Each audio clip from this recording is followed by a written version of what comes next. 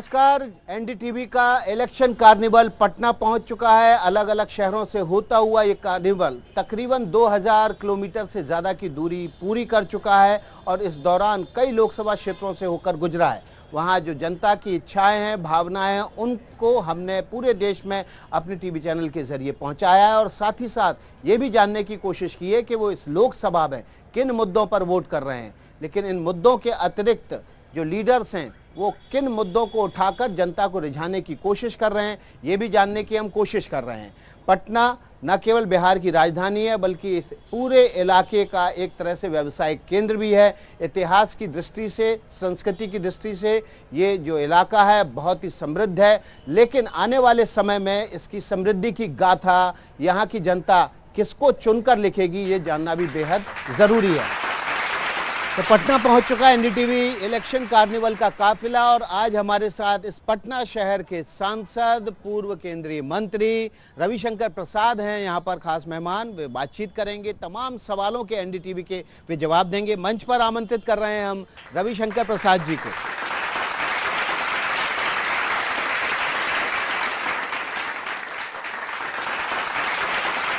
भदौरिया जी नमस्ते, मेरे शहर पटना में आपका स्वागत है। सर बहुत बहुत धन्यवाद। अब हम आपका स्वागत सवालों से करने जा रहे हैं। वो तो आपका अधिकार है जी, और जनता का भी अधिकार है। 5 साल बाद ये पर्व आता है जब जनता सवाल पूछ सकती है, तो उसी जनता के बहाने हम आपसे सवाल पूछने के लिए यहाँ पर हैं। पहला सवाल तो नहीं है, लेकिन पहली मेरी ऐसी समझ है कि आप बड़े भाग्यशाली निकले।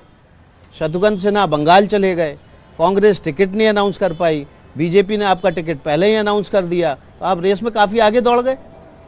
तो इसमें हम क्या करें? हम क्या करें? राम की कृपा हो गई रामलला के वकील पर। रामलला तो मेरे साथ है ही है, लेकिन मैं क्या करूं? पार्टी के लिए मैं बहुत अनुग्रहित हूं कि पार्टी ने मेरे से कार्यकर्ता को दोबारा टिकट दिया।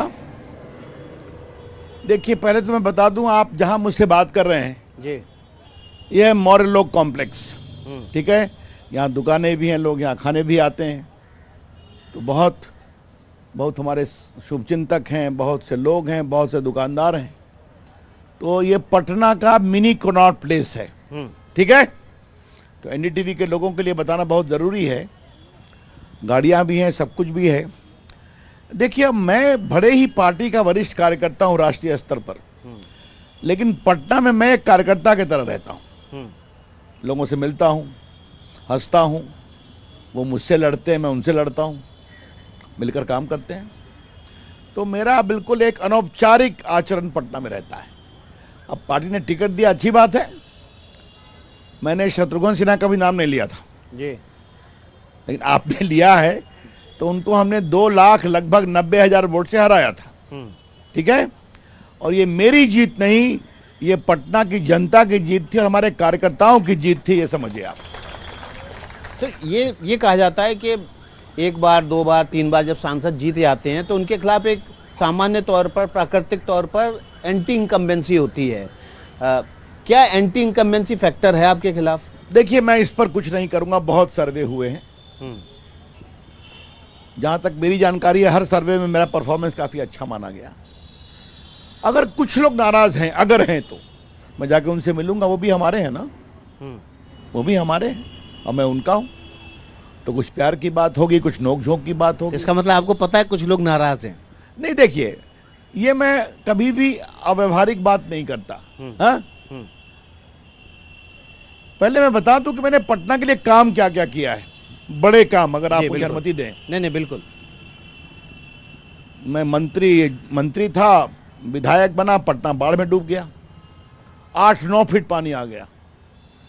मैं था उदयपुर में, कार्यकर्ता ने फ़ोन किया, जनता ने, मैं भागा आया। राजेंद्र नगर, कदम कुआं, सब इतने में मैं इतने पानी में घूमता था। मैं राहत बनवाया। मैंने कहा कि अगले साल से पटना में बारिश होगी लेकिन पानी जमेगा नहीं। मैं खुद नालों की सफाई करता हूँ, मॉनिटरिंग करता हूँ, पंप स्टेशन। आज पानी पड़ता है, निकल जाता है, क्योंकि एक तरफ गंगा है, एक तरफ पुनपुन है। फिर कोरोना आ गया। कोरोना में खाना पिलाना सबों ने काम किया, मैंने भी बढ़ चढ़ के काम।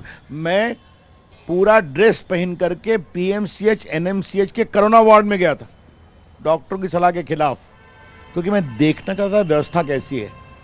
ऑक्सीजन सिलेंडर, बाकी सिलेंडर देना।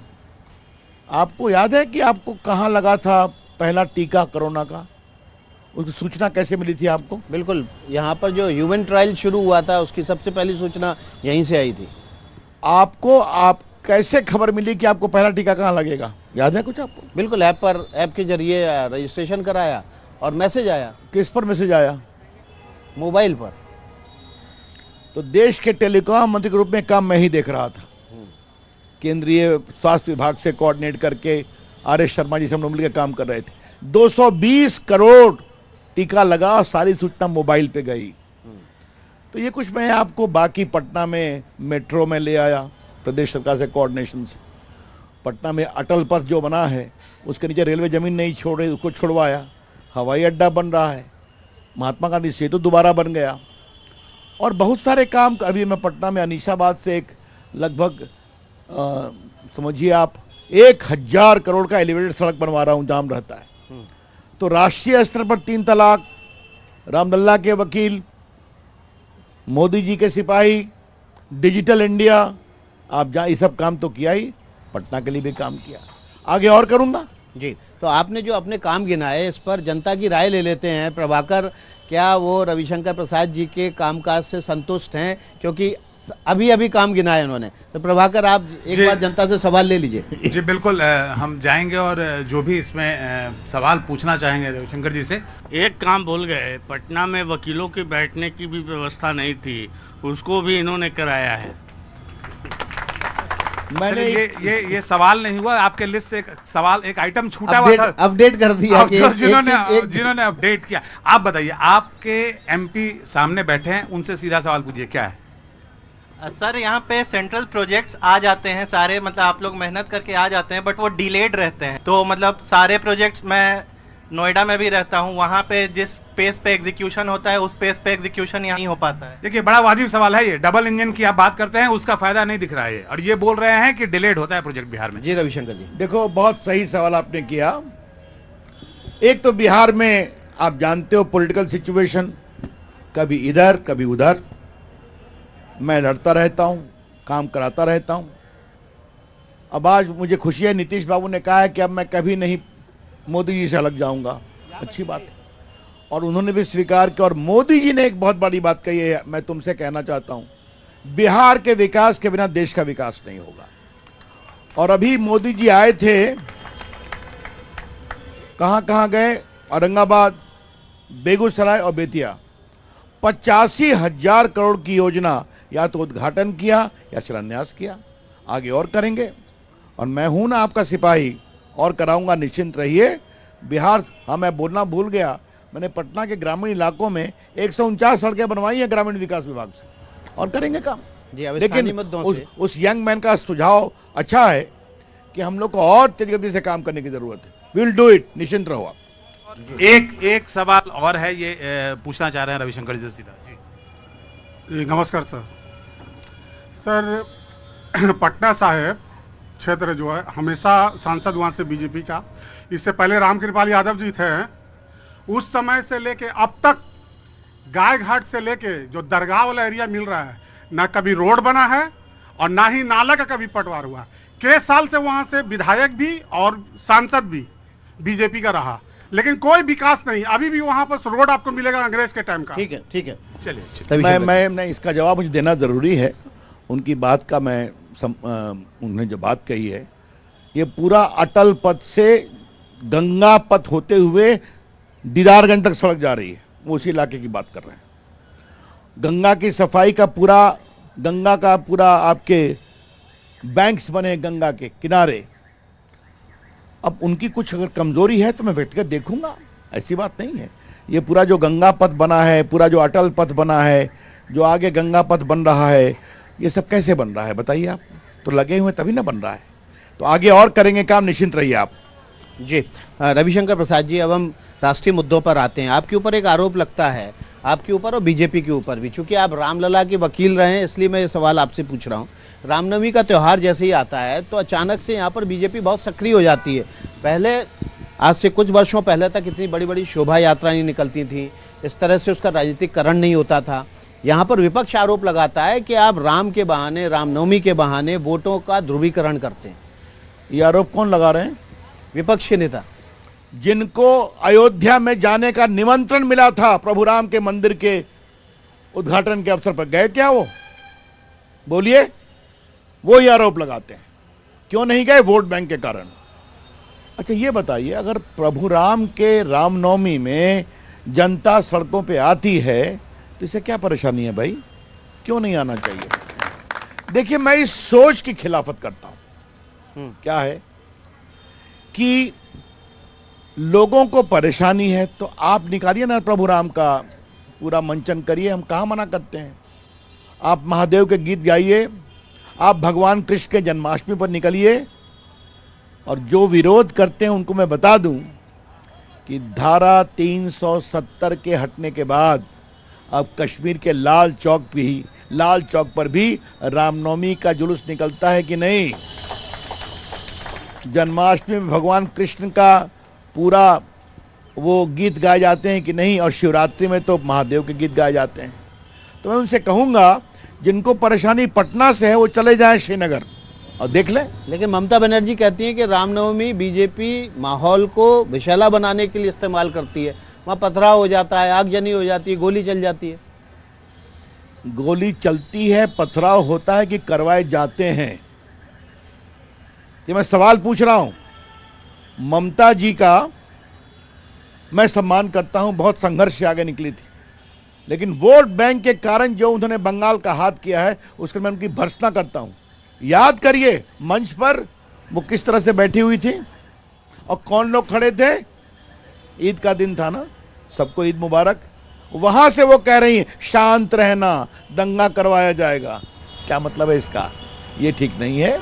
देखिए, ये देश हिंदुओं का भी है, देश मुसलमानों का भी है, क्रिश्चियंस का भी है, लेकिन ये वोट बैंक की राजनीति के कारण। मैं 3 तलाक का किसने विरोध किया था? मैं इतना कानून मंत्री।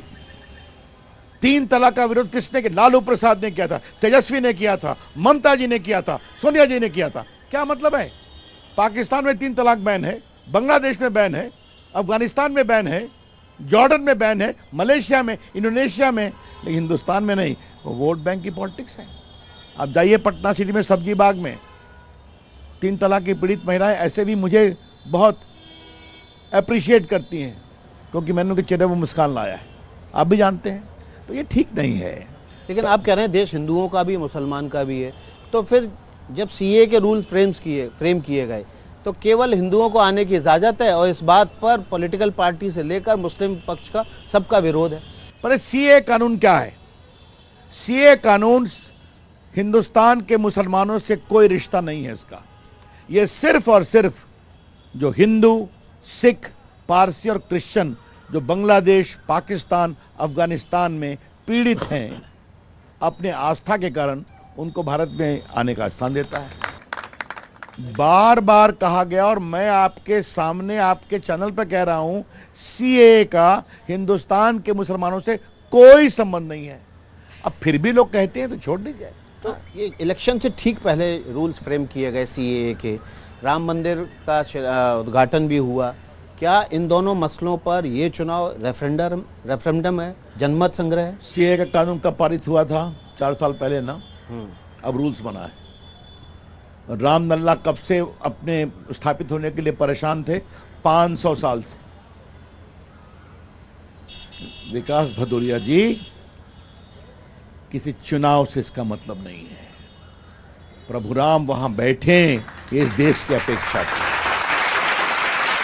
योगी आदित्यनाथ बिहार के दौरे पर थे और औरंगाबाद में उन्होंने कहा कि अगर बिहार में गुंडे बदमाश परेशान करें तो उनको यूपी भेज दीजिए, हम बहुत अच्छे से इलाज करते हैं।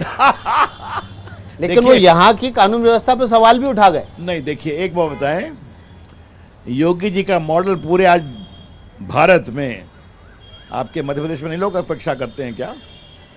प्रभावी शासन क्या होता है, योगी जी ने उसका एक परिचय दिया है। और आज जब मैं यहाँ आपके सामने बैठा हूँ तो मैं भी स्वीकारूंगा कि 2005 से 2010 जब नीतीश जी की सरकार थी हम लोग के साथ, तो यहाँ बहुत प्रभावी रूप से काम किया गया था। विकास जी, आपने बिहार को जंगल राज में कभी देखा है क्या? बिल्कुल, मैं तो याद है उस समय आपको? इलेक्शन कवर करने आते थे। जी ना, इस सड़क पर महिलाएं शाम के 6 बजे के बाद नहीं निकल पाती थी, दुकान 7 बजे के बाद बंद हो जाया करते थे। आपके रविशंकर का एक और परिचय है ना, कि भूल गए आप? बिल्कुल, चारा घोटाले में सीबीआई इंक्वायरी करा के लोगों को जेल भेजने वाले वकील रविशंकर आपके सामने बैठे हुए हैं ना। चारा घोटाला, अलकतरा घोटाला, ये क्या मतलब है? आज वहां से बिहार को निकाला गया है। चीजें सुधर रही और सुधरेंगी।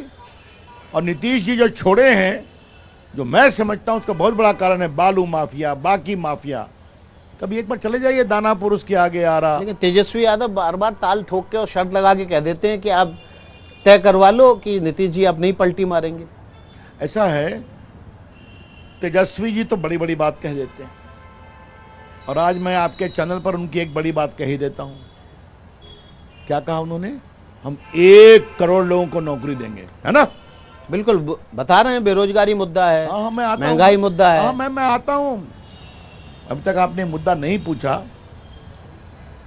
आप लड़ रहे हैं 23 सीट, जीतेंगे 0 बटा सन्नाटा। मतलब समझते हैं आप ना, ये बिहारी भाषा है, 0 बटा सन्नाटा। हमारे यहाँ भी बोला जाता है। सरकार का पता नहीं, ताल ठोक रहे हैं। ये क्या मतलब है इसका? अरे कभी तो गंभीरता से बात की जाए, यही तो मैं कहना चाहता हूं। लेकिन अरविंद केजरीवाल कह रहे हैं कि मोदी जी ठीक नहीं कर रहे हैं, जिन जिन कंपनी ने गड़बड़ की उन्हीं से इलेक्टोरल फंड के जरिए पैसा ले लिया बीजेपी ने। केजरीवाल जी अभी जेल में है ना। ईमानदारी का सर्टिफिकेट देने वाले केजरीवाल जी जेल में हैं। रोज उनका याचिका रिजेक्ट हो रही है, बाकी सुप्रीम कोर्ट पढ़ने में कुछ नहीं कहूंगा। क्या मतलब है इसका? और कमाल है साहब, जेल के अंदर है लेकिन कह रहे हैं जेल से ही शासन करेंगे। वैसे एक और मॉडल सुना है। वैसे इसमें कोई कानूनी बाध्यता नहीं है कि वो जेल में रह के शासन नहीं कर मैं आता सकते। हूं, राबड़ी देवी के एग्जाम्पल से काफी प्रभावित लग रहे हैं? जिस तरह से उनकी पत्नी आजकल टीवी पे दिखाई पड़ रही हैं, वही होने वाला है। अब देखिए, ये भी हो ही जाए। केजरीवाल जी जो अन्ना हजारे के शिष्य, इतनी बड़ी बड़ी बात यहां तक चले आए। देखिए, लोकतंत्र सिर्फ कानून से नहीं चलता है, लोकतंत्र लोकलाज से चलता है। लेकिन जो बिहार की स्थिति है, बिहार में बार बार सरकार की अल्टा पलटी होती है, राजनीति के लिए ये भी नैतिक तकाजा नहीं है?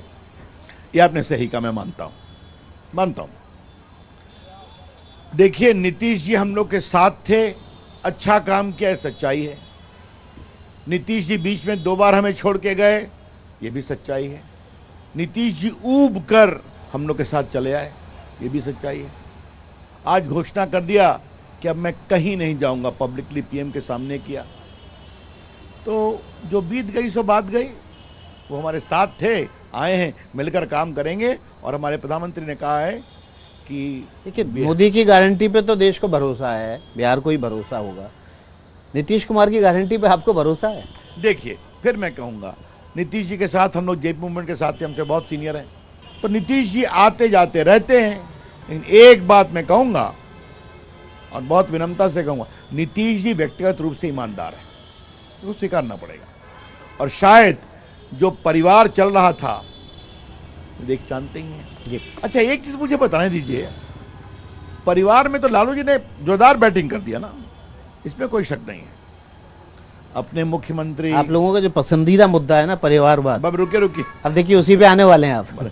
अपने मुख्यमंत्री, पत्नी मुख्यमंत्री एमएलसी, बेटा उप मुख्यमंत्री, एक बेटा मंत्री, एक बेटी एमपी, राज्यसभा की एमपी का इलेक्शन लड़ रही है, दूसरी बेटी आ गई। तो उन्होंने एक प्रकार से इंडिया में हाईएस्ट स्कोर किया है ना। लालू जी का इसमें जवाब नहीं, वो किसको आगे बढ़ाए उनका विषय है, लेकिन परिवार को बढ़ाने में लालू जी ने नंबर 1 बैटिंग कर दी है। जी, अब इस पर आ जाते हैं। अभी ये कहा जा रहा है कि बीजेपी तो आ ही रही है और सरकार में इस बात की तैयारियां शुरू हो गई हैं कि अगले 100 दिन में सरकार को क्या क्या करना है, और उसके लिए बाकायदा एक डॉक्यूमेंट भी तैयार हुआ है। प्रधानमंत्री जी का जो इंटरव्यू था उसमें उन्होंने ये बात खुद कही है, 15-20 लाख लोगों से सजेशन लिए हैं। आप सरकार का अभिन्न हिस्सा रहे हैं, बड़े पदों पर रहे हैं, फिर जीत के जाएंगे, फिर मंत्री बनेंगे, हमारी शुभकामना है। लेकिन आप उस 100 दिन के भीतर बिहार के लिए, पटना के लिए आपके मन में क्या योजना है? देखिए, मोदी जी जो काम करते हैं ना, वो बहुत यूनिक तरीके से काम करते हैं। 14 की मैं बात कहूं, आप थे रमला ग्राउंड में, उन्होंने कहा था अगर मुझे भारत का प्रधानमंत्री बनाया गया तो मैं ऐसा देश बनाऊंगा जहां IT plus IT is equal to IT, India's talent IT plus IT information technology is equal to India tomorrow IT। आज करके दिखाया कि नहीं? Digital India, make in India, startup India से लेके बाकी काम करके दिखाया कि नहीं? आज बिहार को भी फायदा हुआ। मैं देश का इंफ्रास्ट्रक्चर नंबर 1 बनाऊंगा। आज पटना की, आप जाइए यहाँ से बक्सर ड्राइव कर जाइए, निकल जाइए यूपी, निकल जाइए दिल्ली, निकल जाइए लखनऊ।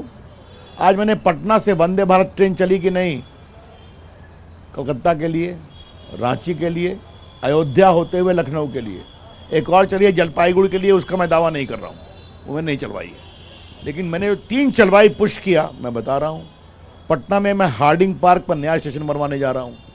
रेलवे का इंफ्रास्ट्रक्चर मैंने पहले ही बताया, जो सड़क का इंफ्रास्ट्रक्चर है। पटना हवाई अड्डा को भी इंप्रूव करा रहा हूँ लगभग 1400 करोड़ रुपए की योजना से। तो बिहार में और भी काम करेंगे। इसलिए मैंने शुरू में कहा, PM 3 बार आए और 85,000 करोड़ रुपए के काम करके गए। बरौनी में फर्टिलाइजर प्लांट है ना, 20 साल से बंद पड़ा था, 20 साल से या 25 साल से। प्रधानमंत्री ने उसका शिलान्यास किया, आज वो चलना शुरू हो गया, रिफाइनरी चलनी शुरू हो गई कस कर करके। तो बहुत काम करेंगे। बहुत बहुत धन्यवाद रविशंकर प्रसाद जी, आप NDTV के इस कार्यक्रम में हिस्सा लिया, लोगों के भी सवालों के जवाब दिए आपने। आपको भविष्य के लिए बहुत बहुत शुभकामनाएं। बहुत बहुत धन्यवाद, बहुत बहुत धन्यवाद। पटना में है, यहाँ पर कुछ खास मेहमान हमारे साथ बातचीत करने के लिए जुटे हुए हैं, उनको हम मंच पर बुलाएंगे ताकि चर्चा की शुरुआत कर सके। सबसे पहले बीजेपी के नेता नीरज कुमार को हम आमंत्रित करते हैं, वे मंच पर आए, अपना स्थान ग्रहण करें। इसके अलावा अजिया यादव RJD की प्रवक्ता हैं, महिला नेत्री हैं, उनको भी हम मंच पर आमंत्रित करते हैं ताकि वो जो मुख्य विपक्षी दल है यहाँ पर RJD, उसकी तरफ से अपना पक्ष सामने रख पाएँ। इसके अलावा NK साहब यहाँ पर हैं, हम उनको प्रोफेसर NK साहब जो कि राजनीतिक विश्लेषक भी हैं, NK चौधरी साहब, उनको हम आमंत्रित करते हैं मंच पर। अपनी खरी वाणी और खरे स्वभाव की वजह से सभी नेताओं को वो चुभते भी हैं, लेकिन उनको पसंद भी इसलिए किया जाता है। आपका बहुत बहुत स्वागत है मंच पर। बीजेपी के प्रवक्ता हैं, नेता हैं नीरज कुमार, उनसे जानने की कोशिश करते हैं। नीरज कुमार जी, जो मुद्दे हैं यहाँ पर, वो जो विपक्ष की तरफ से उठाए जा रहे हैं, वो ये कह रहे हैं कि मोदी की गारंटी तो आप दे रहे हैं, लेकिन नीतीश की गारंटी कौन देगा? जब मोदी की गारंटी की बात आती है तो पूरे के पूरे NDA की गारंटी की बात वहाँ होती है। पूरे समझिए कि एक तरह से वो NDA का घोषणा पत्र है। वहाँ इनकी तरह नहीं होता कि हर दल अलग अलग घोषणा पत्र अपना जारी कर रहा हो। अभी देखिए ना, कांग्रेस ने घोषणा पत्र जारी किया तो वह 30 लाख नौकरियों का वादा करती है, वहीं RJD अपना अलग घोषणा पत्र जारी करती है तो 1 करोड़ नौकरियों का वादा करती है।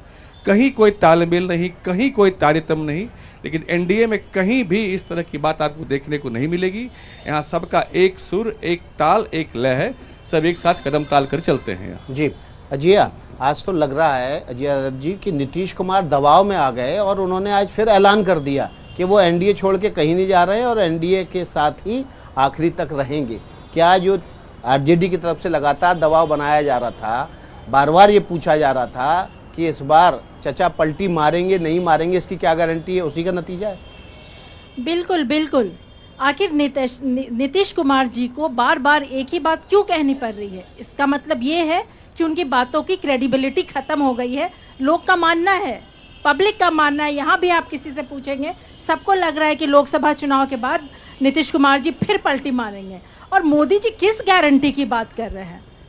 वो तो कई सारे वादे, जुमलेबाजी तो उनकी 14 में चली थी, उसकी गारंटी कौन लेगा? 2 करोड़ नौकरी, 15 लाख रुपए, ये सब क्या था? गारंटी नहीं था, ये भी तो उनके मैनिफेस्टो में था। तो आज उनकी गारंटी पे कौन विश्वास करने वाला है?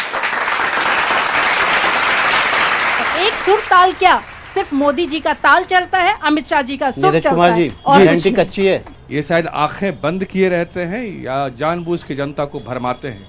आप सिर्फ EPFO का डाटा देखेंगे तो 2014 में उसमें 12 करोड़ रजिस्ट्रेशन था। कोई भी आदमी बैठ के मोबाइल पर खोल के यहाँ देख सकते हैं। आज की तारीख में 26 करोड़ का रजिस्ट्रेशन उसमें है। 14 करोड़ का इजाफा तो सिर्फ यहाँ हुआ है। इसके अलावा 45 करोड़ मुद्रा लोन लगभग दिए गए। क्या इससे रोजगार का सृजन नहीं हुआ?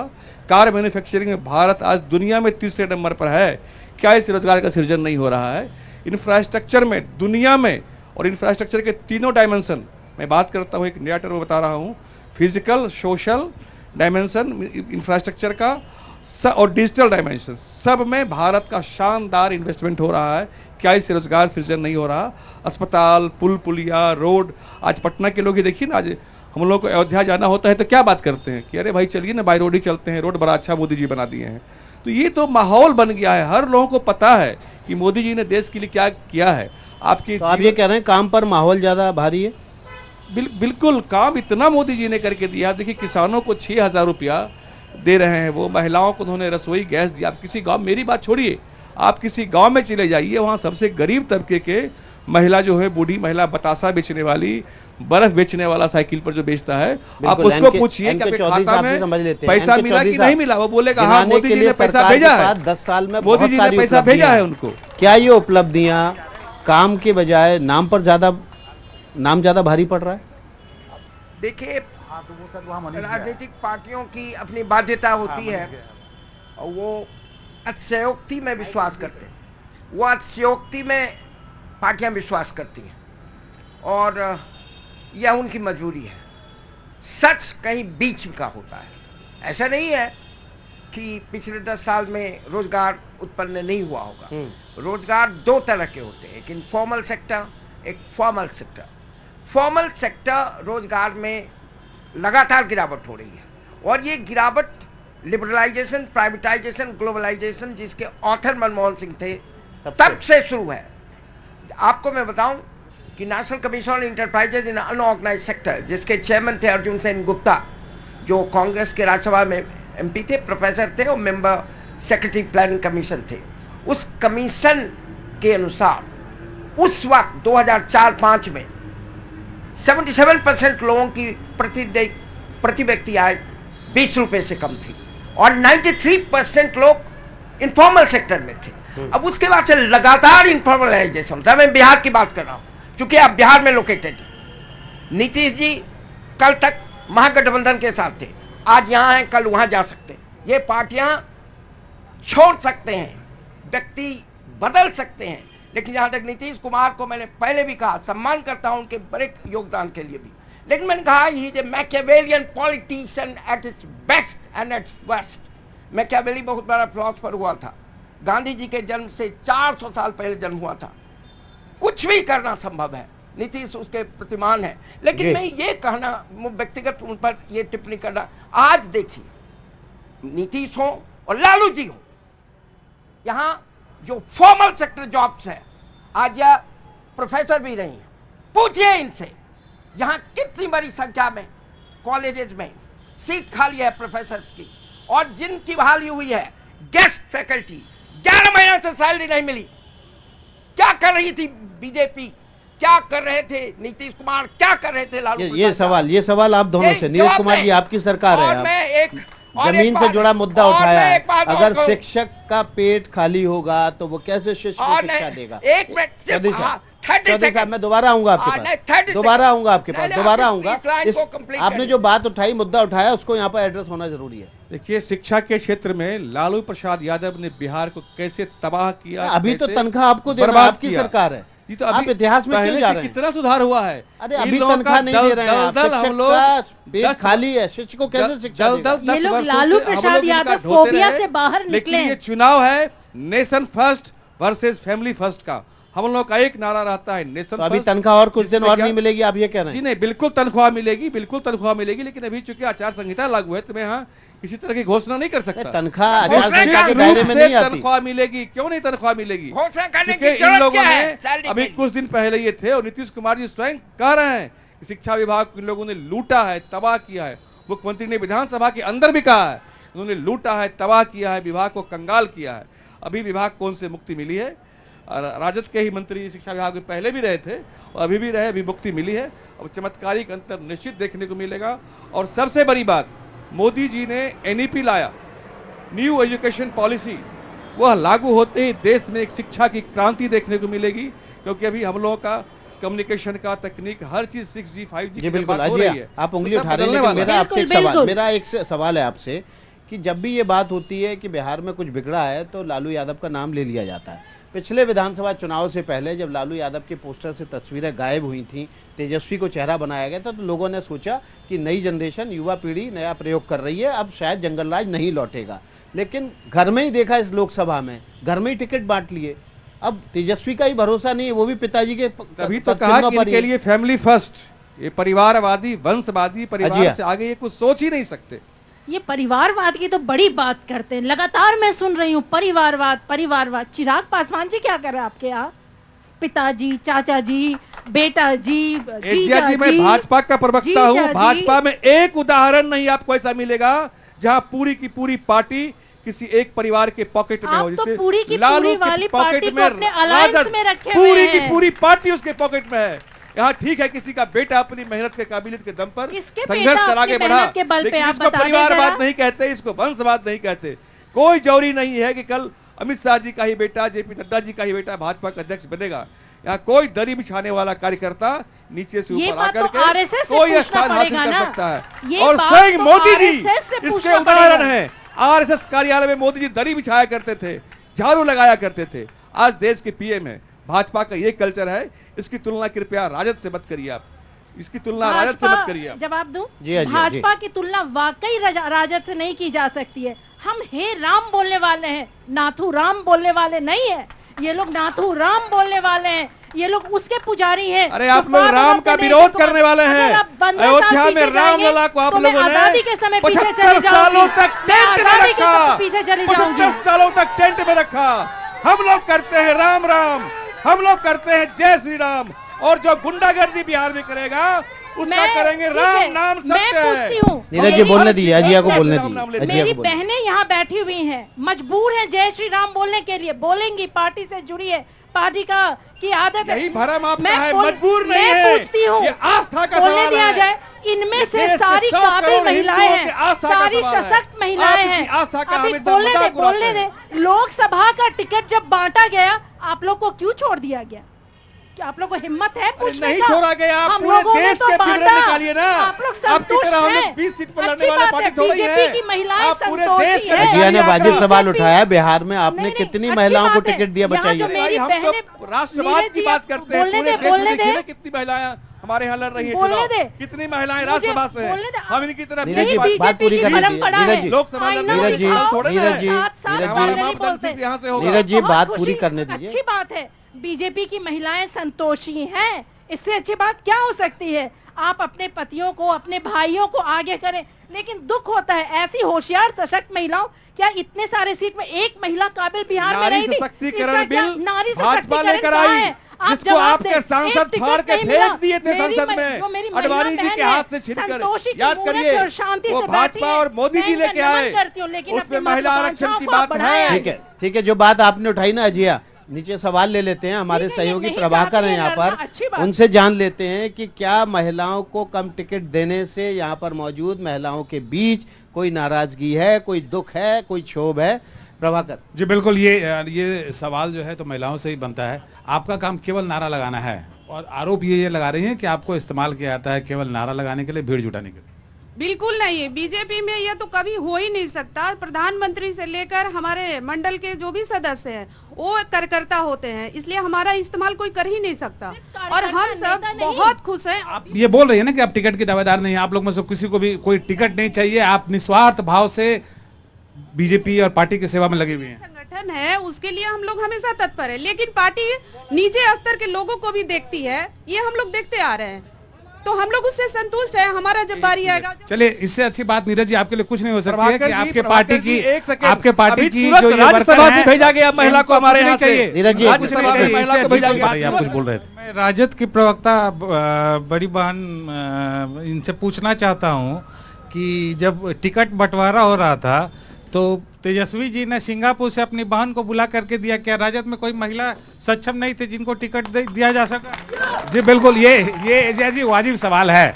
अजिया, आप महिला सशक्तिकरण की बात करती हैं, आप शायद उनको जुड़ाएंगी, छपरा से कैंडिडेट भी हैं, बट सिंगापुर से बुलाने की क्या जरूरत थी? क्या आपके पार्टी में यहाँ बिहार में कोई नहीं है ऐसा? वाजिब सवाल, वाजिब। मैं पूछती हूँ, रोहिणी आचार्य जी का कैंपेनिंग सब लोग टकटकी लगा के देख रहे हैं, क्या वो काबिल कैंडिडेट नहीं है? क्या वो जीतने वाली कैंडिडेट नहीं है?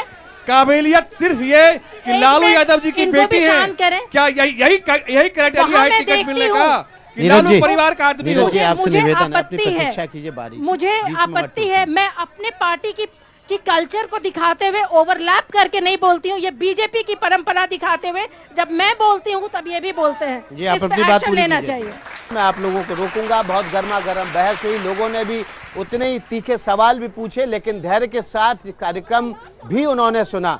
यहाँ पर जो मुद्दे उठाए गए उन पर जवाब भी आए और सवाल भी बार बार हुए, लेकिन उसके बावजूद यहाँ के लोगों ने जिस तरह से एनडीटीवी के इस कार्निवल में, इलेक्शन कार्निवल में अपना सहयोग दिया, उसके लिए पटना के लोगों का बहुत बहुत धन्यवाद। नमस्कार आप सभी को, और मैं बिहार की लोक गायिका लाडली पांडे और एनडीटीवी को बहुत बहुत आभार, बहुत बहुत धन्यवाद जो हमें बिहार की लोकगीत रखने का यहाँ मौका मिला है। मैं बहुत खुश हूँ और बहुत ही अपार खुशी हो रही है मुझे। तो आइए कुछ जो हमारे बिहार की मिट्टी से गाने हैं मैं वो आप लोगों को सुनाने की कोशिश कर रही हूँ। और मुझे पता है कि आप लोग जो लोग भी बिहार में आए हैं तो बिल्कुल कुछ बिहार के जो रसीली, बिहार का जो रस है उसे सुनेंगे तो और अच्छा लगेगा।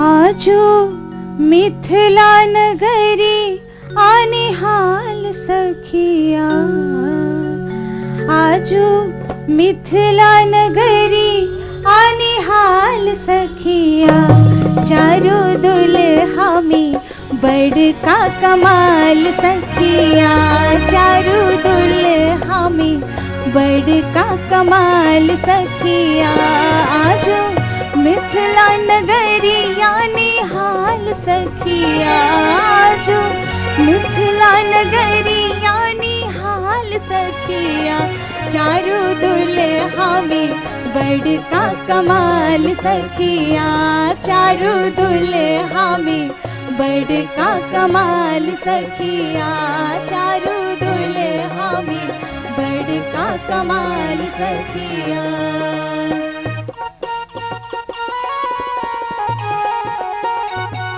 हमारी बिहार से ही सीता मैया हमारी ही इस धरती से हैं और हमें बहुत ही ये गर्व की बात है।